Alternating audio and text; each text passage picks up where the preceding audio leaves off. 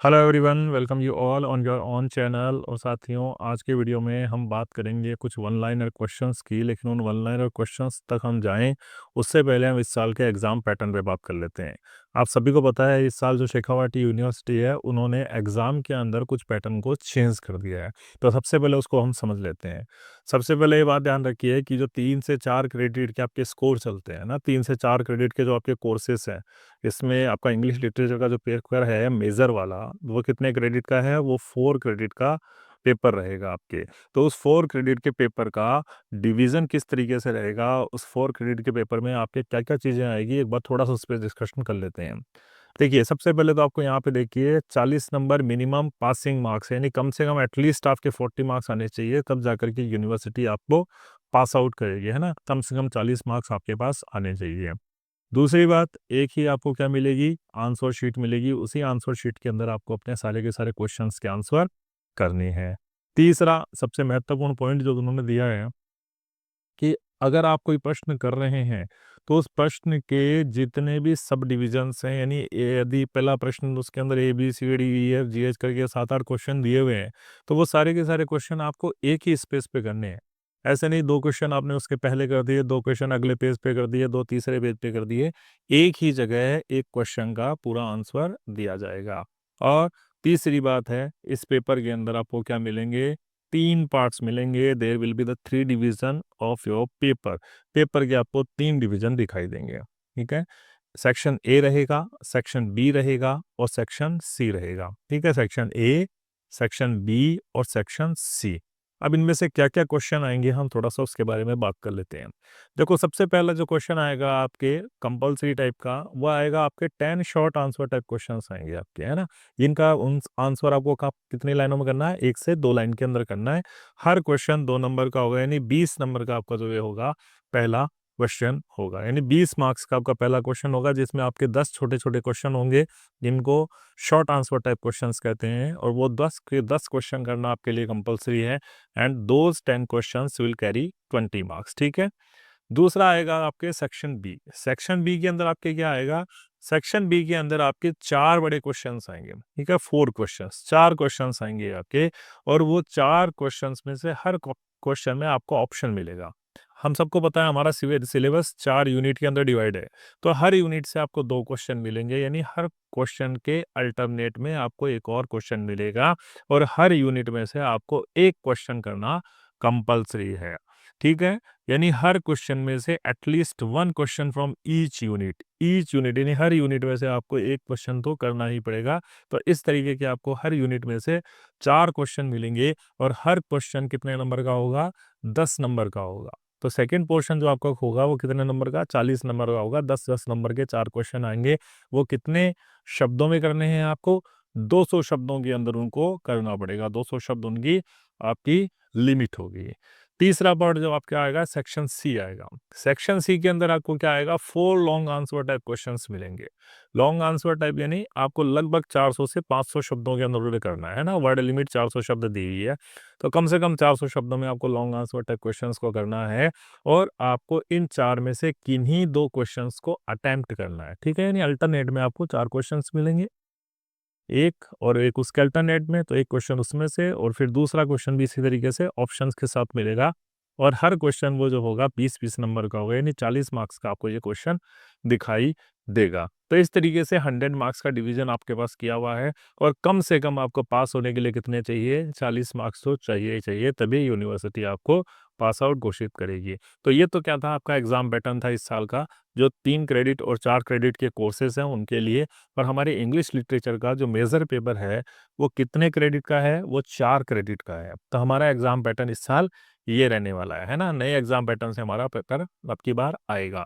इसीलिए जो सबसे पहले सेक्शन ए हमारे लिए दिया गया है, वो सेक्शन हमारे लिए बहुत इंपॉर्टेंट हो जाता है। तो उसी को लेकर के मैंने ये वीडियो बनाया है, जिसमें आज के वीडियो में हम कुछ शॉर्ट आंसर टाइप क्वेश्चंस की बात करेंगे। और बात करेंगे हम किसकी? कुबला खान की, जिन्होंने जिनको लिखने वाले हमारे पोइट हैं एस.टी. कॉलरिज। तो हम देखते हैं इसमें से किस प्रकार के क्वेश्चंस हमारे बन सकते हैं, क्या क्या क्वेश्चंस बन सकते हैं। कुबला खान जो है, इसको हम क्या कहते हैं? ए विजन भी कहते हैं, ए विजन इन ड्रीम, ठीक है। एक विजन कहा जाता है, सपने में देखा गया एक दृश्य कहा जाता है। सैमुअल कोलेटेलरिच ने इनको कब लिखा था? 1797 में ये पोएम कंप्लीट हो गई थी, लेकिन पब्लिश्ड कब हुई? 1816 में। ये बात ध्यान रखनी है ना, ठीक है। फटाफट चलते हैं हमारे क्वेश्चंस पे। पहला क्वेश्चन इसमें से बनता है, सेटिंग क्या है? ये पूछा जा सकता है कि what is the main setting of the Kubla Khan.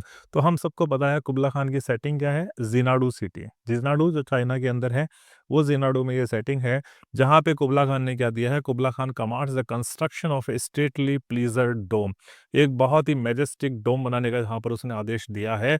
और इस सेटिंग के अंदर आपको क्या मिलेगा, the vivid and the mystic, ठीक है, विविधताओं से भरा हुआ और रहस्य से भरा हुआ एटमॉस्फेयर मिलेगा, जिसके अंदर आपको सेक्रेट रिवर आल्फ भी दिखाई देगी, कैवर्न्स भी दिखाई देगी जो इंसानों के द्वारा मेजर जिसको नहीं किया जा सकता है, and surrounding gardens and forest आपको दिखाई देंगे। तो this is the main setting of your poem Kubla Khan. Kubla Khan के अंदर आपको ये चीज़ें दिखाई देगी। जिनाडू सिटी की बात की गई है, जहाँ पे कुबला खान ने क्या कहा है, कुबला खान ने अपने सैनिकों को आदेश दिया कि एक बहुत ही स्टेटली प्लेजर डोम को बनाया जाए। जब डिस्क्रिप्शन आपके देखेंगे तो चारों तरफ आपको क्या दिखाई देगा, ग्रीनरी दिखाई देगी, गार्डन्स दिखाई देंगे, फॉरेस्ट दिखाई देंगे, जहाँ पे सेक्रेड रिवर आल्फ जो है वो फ्लो करती है। और ऐसी केवंस की बात हुई है जो इसको इंसान नाप नहीं सकता, ठीक है। तो आपको ये बात ध्यान रखनी है।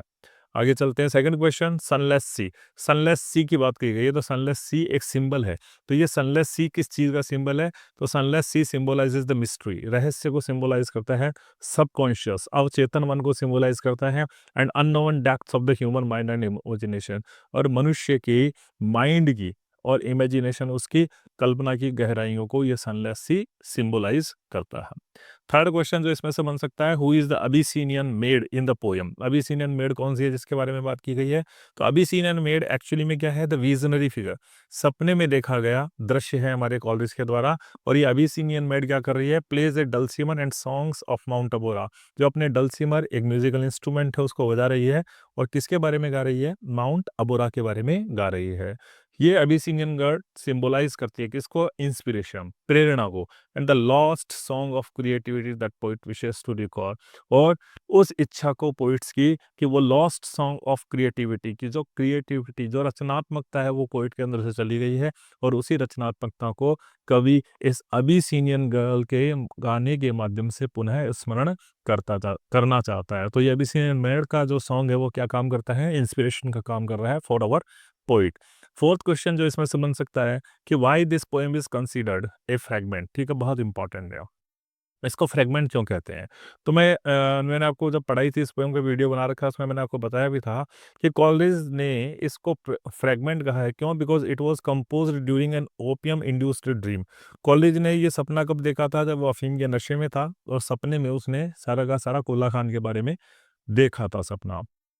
ठीक उसी समय जब वो उठा और उठ करके जब वो अपनी पोएम्स को लिखने लगा, शुरुआत में उसको 350-400 लाइनें से याद थी, लेकिन अचानक जैसे ही वो लिखने बैठा, तभी पोरलॉग से एक व्यक्ति उससे मिलने के लिए आ गया, और जैसे ही वो मृत्यु से मिलने के लिए आ गया और मिल कर के गया, तो वो क्या कर दिया, उसको अपना सपना पूरा भूल गया, और टुकड़ों-टुकड़ों में उसको कुछ सपना याद रहा, और उसने करीब कोई 54 लाइनें लिखी, 54 लाइन के आसपास लिखी, इसीलिए हम इस पोएम को क्या कहते हैं, एक फ्रैगमेंट कहते हैं। तो this is the fragment piece. बहुत इंपॉर्टेंट क्वेश्चंस है इसमें से, है ना? नेक्स्ट क्वेश्चन की बात करें तो बोलता है कि डैम्सल विथ ए डल्सीमर, इसका क्या सिंबोलिज्म है, ठीक है, सिंबलाइज क्या है? तो अभी मैंने बताया भी था आपको, डैम्सल विद द डल्सीमर कौन सी अबिसिनियन मेड की बात करी है। तो ये डैम्सल सिंबलाइज आर्टिस्टिक इंस्पिरेशन को सिंबलाइज करती है, and the transcendental power of music, music का पावर कितना ट्रांसेंडेंट है, यानी कितना ऊपर का है, कितना हाईली क्रिएटिव है, उसको सिंबलाइज करती है।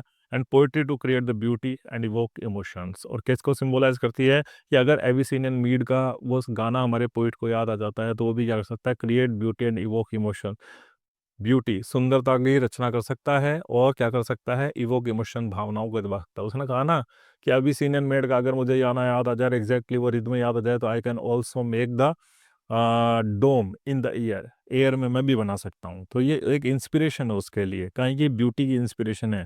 तो ये एबिसिनियन मेड जो डेमजल विद द डल्सीमर है, वो किसको सिंबलाइज करती है, आर्टिस्टिक इंस्पिरेशन और ट्रांसेंडेंटल पावर ऑफ म्यूजिक, ठीक है। Next, why does the poet want to drink the milk of paradise. The milk of paradise हम सबने जब पोएम में बात करी तो हमें पता है drinking the milk of paradise symbolise achieving the ultimate inspiration and divine creativity. कि ड्रिंक ऑफ पैराडाइज पैराडाइज पीने से क्या होगा, कवि के अंदर अल्टीमेट इंस्पिरेशन आ जाएगी और डिवाइन क्रिएटिविटी आ जाएगी, वो रचनात्मकता, दैवीय रचनात्मकता, जो दैवीय इंस्पिरेशन है उसके पास वो आ जाएगी। नेक्स्ट क्वेश्चन है, what is the poetic form of Kubla Khan? Kubla Khan की पोएटिक फॉर्म क्या है? इरेगुलर रिद्म में लिखी गई है, ठीक है, आयम्बिक पेंटामीटर और टेट्रामीटर को कंबाइन करके लिखा गया है, और ड्रीम लाइक क्वालिटी है इसके अंदर, है ना, ये ध्यान रखना है, ड्रीम लाइक क्वालिटी इसके अंदर आपको दिखाई देगी। नेक्स्ट क्वेश्चन फिर आपके पास आता है, what is the vision mention in the poem second half? Second half में क्या मेंशन किया है, कौन सा विजन? तो हमने सबको पता है कि सेकंड हाफ में पोइट क्या कर रहा है, the vision is poets recollection of the Abyssinian made song. Abyssinian made song का विजन है which inspires him to recreate the grandeur of the pleasure dome in his imagination. जो inspire करता है, किसको इंस्पायर करता है? उस भव्य प्लेजर डोम को बनाने का अपनी कल्पनाओं में। तो अबिसिनियन मेड का विजन है जिसके बारे में सेकंड हाफ में बात की गई है। नेक्स्ट क्वेश्चन नंबर 9 है, how does the poet describe the Kubla Khan's power? Kubla Khan के पावर को कैसे डिस्क्राइब करता है? ठीक है, तो Kubla Khan power is described as both orderly and mystical. ठीक है, उसका पावर क्या है, इस धरती का भी है, और उसका पावर क्या है, एक रहस्यमयी भी है। तो उसका पावर भौतिक भी है, फिजिकल भी है और मिस्टिकल भी है। ठीक है, तो फिजिकल पावर भी है कुबला खान के पास, और मिस्टिकल यानी रहस्यमयी पावर भी है। With his ability to command the building of a pleasure dome that embodies both grandeur and emotion. ठीक है, और इसके साथ ये बताई गई है कि नेतृत्व करने की क्षमता उस कुबला खान के अंदर है, जिसके कारण से उसने क्या दिया था, अपने सैनिकों को आदेश दिया कि वो उसके लिए एक प्लेजर डोम का निर्माण करें जो बड़ा ही ग्रैंडियर यानी भव्य हो और इमेजिनेशन यानी कल्पनाओं से परे हो। ठीक है, नेक्स्ट क्वेश्चन है इसमें से, what is the significance of ancestral voice prophesying war? ठीक है, तो इसमें ये बात हुई थी, एंसेस्ट्रल वॉइसेस थी जो प्रोफेसाइजिंग वॉर यानी भविष्यवाणी कर रही थी कि इसकी वॉर की। तो ancestral voices four shadows the conflict and highlighted the tension between the creativity and the destruction. ठीक है, तो जो फोर फादर्स या एंसेस्टर्स थे उनकी जो आवाज़ सुनाई दे रही है, जो वॉर की भविष्यवाणी कर रही है, वो किस चीज़ को हाईलाइट करती है? टेंशन को हाईलाइट करती है। किसके बीच में? क्रिएटिविटी, रचनात्मकता और डिस्ट्रक्शन यानी विनाश के बीच में। Echoing the duality of human endeavours, और किस चीज़ को इको करती है ये? डुअलिटी ऑफ ह्यूमन एंडेवर्स, मानवीय जो प्रयास किए गए हैं उनके अंदर किस तरीके से दोहरा मापदंड है, उन चीज़ों को ये चीज़ सिंबलाइज करती है। नेक्स्ट क्वेश्चन बनता है, what is the role of the supernatural in the poem? बहुत इंपॉर्टेंट क्वेश्चन है, ठीक है, बहुत इंपॉर्टेंट क्वेश्चन है। The supernatural is the key element of the poem. सबसे की एलिमेंट इसका क्या है? सुपरनेचुरली तो है। With reference to the ancestral voices to prophesying war, the mystical sacred river, the visionary experiences of the poet. ठीक है, अब ये सारी की सारी चीज़ें क्या है? एंसेस्ट्रल के वॉइस सुनाई देना आपको, मिस्टिकल सेक्रेट रिवर आल्फ नदी जो अंडरग्राउंड बहती है, visionary experience of the poet, हमारा पोइट जो सपनों में देखता है एबिसिनियन मेड को, ये सारे क्या दिखाते हैं आपको? रहस्यमय वातावरण, सुपरनेचुरल एलिमेंट को क्रिएट करते हैं। And these elements elevate the poem in the realm beyond the human experience. और यही वो एलिमेंट्स हैं जो एलिवेट द पोएम, हमारी पोएम को सजाते हैं, हमारी पोएम को संवारते हैं, और उसको मनुष्य के अनुभव, जो साधारण मनुष्य का अनुभव है, उसके पार ले जाते हैं, उसके परे ले जाते हैं, और ये पोएम क्या बन जाती है? सुपर नेचुरल बन जाती है, यानी इस नेचुरल वर्ल्ड के परे चली जाती है, मिस्टिकल फिगर्स इसके अंदर आ जाते हैं, और ये अपने आप में एक सुपर नेचुरल पोएम बन जाती है। तो बहुत इंपॉर्टेंट क्वेश्चन है ये ना। नेक्स्ट क्वेश्चन जो आपका है, what does the phrase is savage place as holy and enchanted mean? This phrase reflect the paradox of the chance. देखिए, आप देखो, ए सेवेज प्लेस, एक सेवेज प्लेस कैसा? As holy and enchanted, holy भी है, पवित्र भी है, एन्चांटेड यानी मैजिकल भी है। तो अपने आप में आपको पैराडॉक्स यानी विरोधाभास दिखाई देगा। ठीक है, कि कोई प्लेस अगर होली है, पवित्र है, तो वो एन्चांटेड, वो फियरफुल कैसा हो सकता है? वो विचेस वाला, भूतिया, सुपरनेचुरल कैसे हो सकता है? ठीक है, तो इट इज बहुत वाइल्ड एंड अनटेम्ड, ये वाइल्ड एंड अनटेम्ड यानी अनकंट्रोलेबल भी है, एंड सैक्रेड एंड मिस्टिकल, और उसके साथ ही ये सैक्रेड यानी पवित्र भी है और मिस्टिकल भी है। तो होली और एन्चांटेड का मतलब क्या हो गया? होली और एन्चांटेड का मतलब हो गया, एक तरफ तो ये प्लेस है, अनकंट्रोलेबल पावर्स इसके अंदर दिखाई दे रही है, सुपरनेचुरल पावर्स इसके अंदर दिखाई दे रही है, और दूसरी तरफ ये सैक्रेड प्लेस भी दिखाई दे रहा है। तो emphasizing the duality of nature and creativity, किस पे जोर देता है? डुअलिटी ऑफ नेचर, नेचर के भी दो जो स्वरूप हैं उनके ऊपर ये हाईलाइट करता है, उन चीज़ों को ये फोकस करता है। नेक्स्ट क्वेश्चन है, what inspired Coleridge to write Kubla Khan? अब हम सबको पता है कि कुबला खान को क्यों लिखा उन्होंने, क्योंकि कुबला खान के बारे में कॉलेज पढ़ रहा था। कोबलिस क्या कर रहा था, inspired by N opium induced dream. Opium यानी अफीम के नशे में उसने एक सपना देखा। किसने? हमारे कुबला खान ने अफीम के नशे में एक सपना देखा जब वो कुबला खान के बारे में पढ़ रहा था। हिस्टोरिकल टेस्ट किसका? Purchas pilgrimage of 17th century poet Purchas Samuel Purchas. Samuel Purchas की एक किताब को पढ़ रहा था 17वीं शताब्दी में, और इस किताब का नाम क्या था? परचास पिलग्रिमेज। उसको पढ़ने के बाद उसके अंदर क्या आई? इंस्पिरेशन आई, और उस इंस्पिरेशन के कारण ही उसने क्या करा? इस पोयम की रचना करी। नेक्स्ट क्वेश्चन जो आपके सामने बनता है, what is the significance of the poet's claim weave a circle round him thrice. देखो एक सुपरनेचुरल एलिमेंट दिया था कि तीन लोग मेरे पीछे तीन वो चक्कर से बनाएंगे या तीन राउंड मेरे को बनाएंगे to keep them self at distance from me. तो ये लाइन क्या बताती है? The poet's awe and reverence for the inspired creator. Poet का क्या है? ओ, भय, एंड रिवरेंस। रिवरेंस यानी किसी को रिस्पेक्ट देना, फॉर द इंस्पायर्ड क्रिएटर। उसने कहा था कि मेरे अंदर जब पोइटिक इंस्पिरेशन आ जाएगी तो I would be able to make a dome in air. मैं भी बना पाऊंगा, और वो लोग जो मेरे को देखेंगे वो मेरे चारों तरफ क्या करेंगे? तीन राउंड सर्कल बनाएंगे to keep them self at a distance, ताकि वो मेरे से दूर रह सकें। तो ये शो करता है पोइट का भय, कि किस तरीके से कोई पोएटिक फ्रेंजी के अंदर होता है, कोई पोएटिक पागलपन के अंदर होता है, तो किस तरीके से लोग उसको रिस्पेक्ट भी देते हैं और उससे दूरी भी बनाए रहते हैं, क्योंकि वो एक इंस्पायर्ड क्रिएटर है। It implies that the visionary figure should be protected. और ये भी बताता है कि अगर कोई इस तरीके की विजनरी फिगर, सपने देखने वाला व्यक्ति है, जो बहुत ही क्रिएटिव रचनात्मक सपनों को देख सकता है, तो उसको प्रोटेक्टेड किया जाना चाहिए and revered for their divine creative power. और क्योंकि उनके अंदर दैवीय इंस्पिरेशन है, पोएटिक इंस्पिरेशंस है, डिवाइन इंस्पिरेशन है, इसीलिए उनको रिवरेंड रिवरेंड यानी रिस्पेक्ट भी किया जाना चाहिए। नेक्स्ट क्वेश्चन फिर आपके पास में है कि why does the poet describe the dome a miracle of rare device. Rare device यानी सबसे अद्भुत डोम क्यों कहा है पोइट ने उसको? ठीक है। The phrase emphasises the extraordinary and almost supernatural nature of the poetic pleasure dome. ठीक है। तो इस फ्रेज का मतलब क्या हो गया? एक्स्ट्रा ऑर्डिनरी, एक तो ये क्या हो गया? बड़ा अद्भुत, दूसरे महलों से परे, and almost supernatural of the pleasure dome. और उस प्लीजर डोम का कैसा एटमॉस्फेयर? एक सुपर नेचुरल नेचर बताया है। किस तरीके से वो जो प्लीजर डोम होगा वो ऑर्डिनरी नहीं होगा, वो प्लीजर डोम जो होगा डिवाइन इंस्पिरेशंस वाला होगा। इसलिए उस प्लीजर डोम एक तो अद्भुत तो है ही, वो एक्स्ट्रा ऑर्डिनरी तो है, उसके साथ ही उसके अंदर सुपर नेचुरल एलिमेंट भी शुमार होंगे। इस ये चीज़ किस चीज़ को सिंबलाइज करती है? The unique and the miraculous power of the human imagination. कि मानवीय कल्पना कितनी यूनिक यानी बड़ी अद्भुत होती है, और मिराकुलस पावर, और उसके अंदर कितने भव्य, कितने मिराकुलस, कितने अद्भुत उसके अंदर शक्तियां होती है। नेक्स्ट क्वेश्चन है, what is the dome in the air represent? Air, dome in the air, हवा में महल। ठीक है। हवा में महल किसको कहते हैं हम?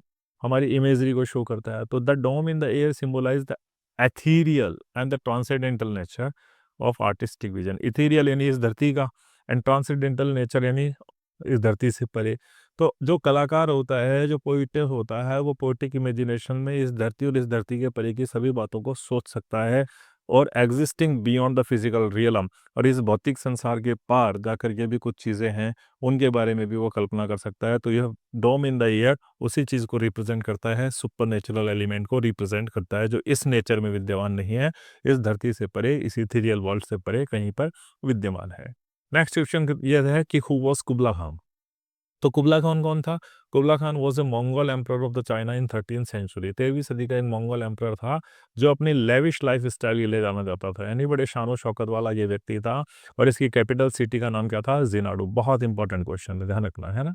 ये क्वेश्चन कहीं ना कहीं आपको जो बड़े क्वेश्चन होंगे उनमें बिल्कुल मदद करने वाले हैं। नेक्स्ट क्वेश्चन है आपका, how does the poem reflect the Coleridge view of poetry. किस तरीके से कोलरिज व्यू ऑफ पोएट्री को दिखाती है? तो Coleridge believe in the poetry as product of divine inspiration and poets imaginative power capable of transcending reality. तो Coleridge के view of poetry को क्या दिखाते हैं? कोलरिज का बिलीफ है poetry as a product of divine inspiration. हमारे college का मानना है कि जो पोएट्री, जो कविता होती है, वो क्या है? प्रोडक्ट है। किसका प्रोडक्ट है? डिवाइन इंस्पिरेशन, यानी दैवीय इंस्पिरेशन का वो प्रोडक्ट है। आपके अंदर पोएटिक इंस्पिरेशन आएगी तो आप पोएट्री लिख पाओगे। और उसके साथ ही हमारे पोइट के इमेजिनेटिव पावर को दिखाता है, और ये भी दिखाता है कि किस तरीके से हमारा पोइट कैपेबल है कि वो इस भौतिक संसार के पास या इस शाश्वत सत्य के परे जाकर के भी वो अपनी कल्पना को पहुंचा सकता है और उसके बारे में भी वो कविता को लिख सकता है ना। Next, what is the overall message of the Kubla Khan? Kubla Khan की अगर पूरी पोयम देखें तो वो क्या मैसेज देती है? The Kubla Khan celebrates the power of imagination and creativity. ठीक है, तो कुबला खान इमेजिनेशन और क्रिएटिविटी को सेलिब्रेट करती है, वाइल एक्नोलॉजिंग, और इसके साथ ही ये भी स्वीकार करती है कि their fleeting and mysterious nature, कि इमेजिनेशन और क्रिएटिविटी तो है लेकिन वो फ्लीटिंग भी है और वो मिस्टीरियस, बड़ी रहस्यमयी भी है। It reflects the romantic ideal of striving for some life. और ये कविता अपने आप में जो रोमांटिक पीरियड के अंदर आइडियल्स थे कि हमेशा एक उत्कृष्ट की, एक सबलाइम की तलाश करो, उसी सबलाइम की तरफ ले जाती हुई दिखती है, even if the vision remains incomplete. हालांकि कवि ने जो सपना देखा वो पूरा ना हो पाया, वो इनकम्प्लीट ले गया, क्योंकि इन सब के बावजूद भी ये कविता सेलिब्रेट करती है क्रिएटिविटी को, इमेजिनेशंस को, और यह भी मानती है कि किस तरीके से हमेशा उत्कृष्ट की तलाश में, सबलाइन की तलाश में लगा रहना चाहिए। तो इस तरीके से अगर आप देखेंगे तो ये मोस्ट इंपॉर्टेंट क्वेश्चंस हैं जो इस पोएम के अंदर से बनते हैं, और ये क्वेश्चन कहीं ना कहीं आपके जो बड़े क्वेश्चंस रहते हैं उनमें भी काफ़ी मदद करेंगे। तो थैंक्स फॉर वॉचिंग। लाइक करें, कमेंट करें, शेयर करें, सब्सक्राइब करें, और ये क्वेश्चन एग्जाम से पहले एक बार पढ़ के जरूर जाएं, तो ये बहुत ही बेनिफिशियल आप लोगों के होंगे। मिलते हैं जल्दी ही नेक्स्ट वीडियो में। Thank you.